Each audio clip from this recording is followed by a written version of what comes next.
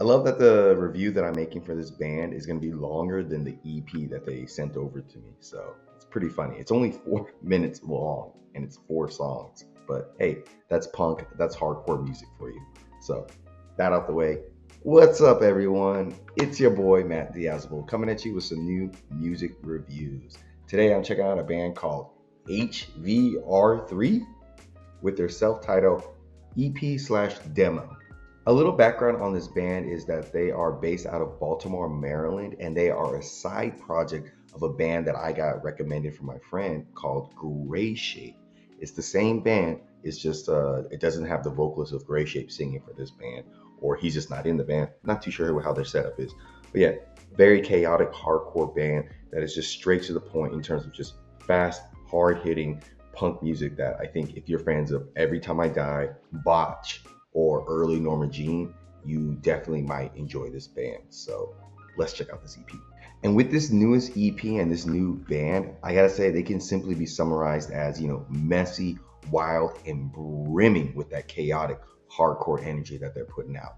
Compared to their main band, Grayshape, I think this new band that they created here, kind of leans more into the raw, more unhinged side of hardcore, with still having some of the stuff that Grayshape kind of has, like southern style, like twangy riffs, but more explosive drumming and just heavier and just more intensity and rawness than the main band, Grayshape.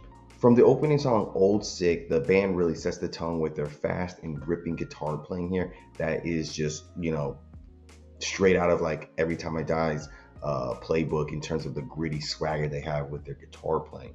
So I want to play a small clip of that for you so you get a sense of just how groovy and kind of catchy the guitars are.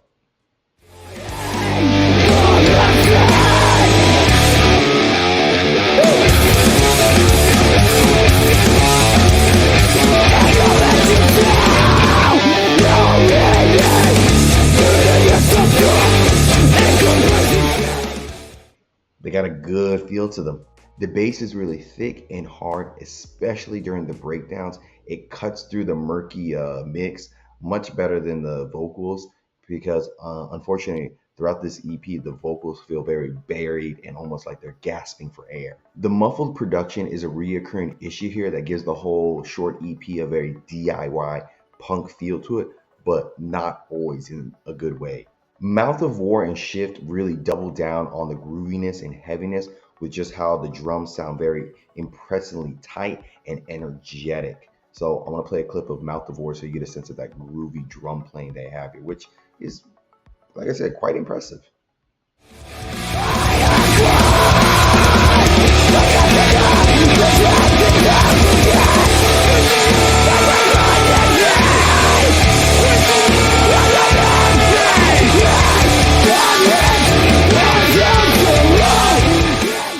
They got a good vibe to them. They're bringing a lot of energy with those drums.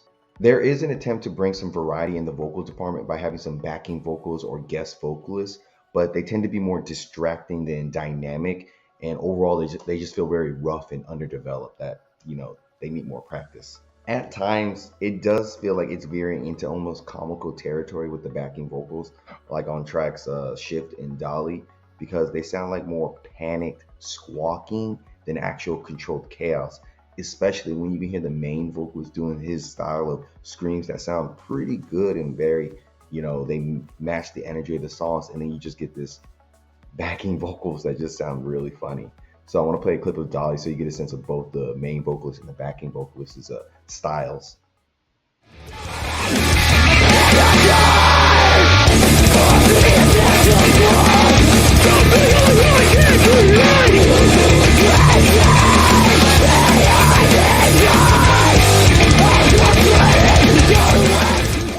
You see that difference there?